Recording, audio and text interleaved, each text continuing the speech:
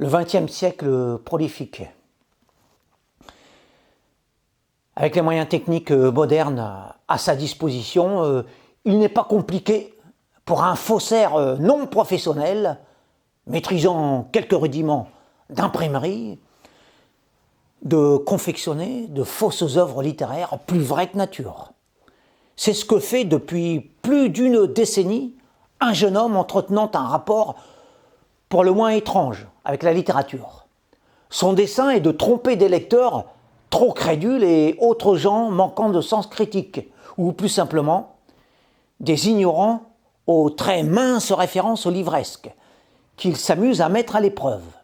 Sans oublier les esprits ayant un sens littéraire peu développé, mais qui, selon lui, s'auto-suggestionnent avec complaisance, s'illusionnent béatement sur des beautés littéraires inexistantes ou frelatées.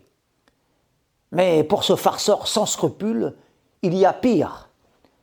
Les lecteurs de mauvaise foi qui font semblant de s'extasier sur des textes signés de noms illustres, mais qui ne les touchent aucunement. Ce sont là ses arguments, même si tout le monde ne les partage pas. Raphaël Zacharie de Izara, pour le nommer, personnage trouble que l'on peut qualifier de grand spécialiste autoproclamé du faux littéraire, fait d'ailleurs autorité dans le domaine. Cet autodidacte facétieux avance souvent ses preuves par l'illustration. Non sans ironie, on s'en doute. Comme quoi, l'image peut aussi être une terrible contre-preuve quand elle prétend prouver l'improuvable tout en se contredisant dès qu'elle est constituée.